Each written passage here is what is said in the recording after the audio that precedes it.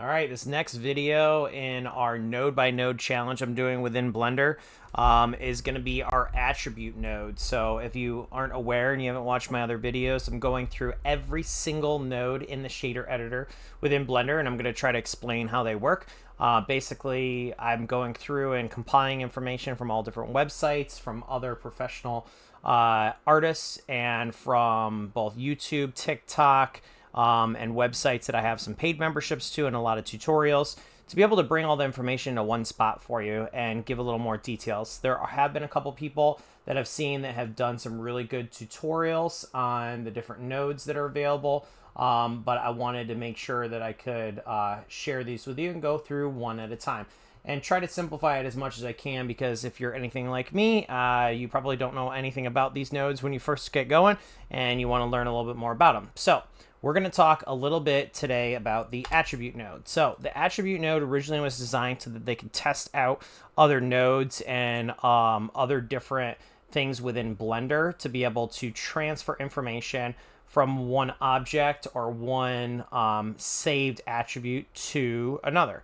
So for example, let's say that we have this sphere over here and it's got a base color that's blue. But let's say that I have a reason why I would want to have the color change without actually changing my shader at all. And so what you can do is you can actually go over to the object panel over here on the right. You can go down to where it says custom properties. You can select new, and you'll see it just has a number here. But if you hit this little cogwheel, it's going to give you some different options. Now, there's a lot of different things that you can do. This is just one aspect of how you can use this. But let's say that you change it to float array, and then down here there's a subtype. Now, this subtype shows a bunch of different options. We're just going to pick linear color, and we're going to go ahead and hit OK. Now, you're going to see it comes up with this box, and now it's got a color here. So let's actually change the name of this too, because it is case sensitive. So we're just going to call this color sphere. Okay, and we're going to change the color on here to, let's go with something that's completely different so you know it changes. So let's say green. Okay, so we got color sphere, new custom property that's over here.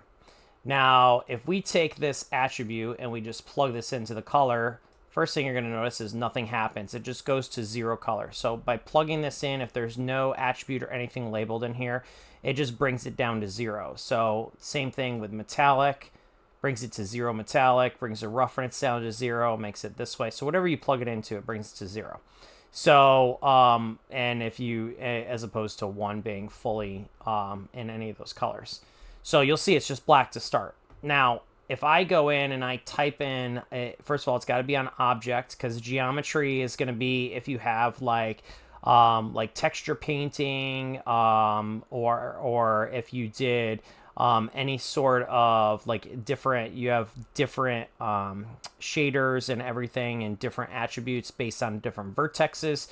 That's when geometry would come in. Instancer is going to be more coming from geometry nodes.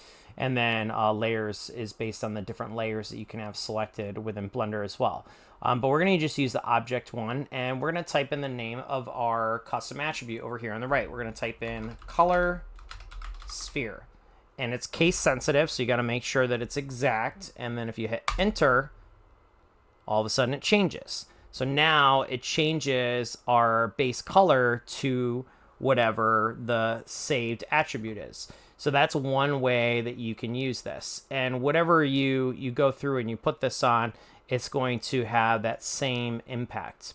Okay, so it's going to save that attribute into the system, and you can have multiple different ones. So you could have this to where, let's say you have a certain object and you have this being used as an input for something further along in your shader, and you just have multiple different ones and you want to be able to switch them at any given point to impact your object without changing your overall aspects like the color and everything of your main shader.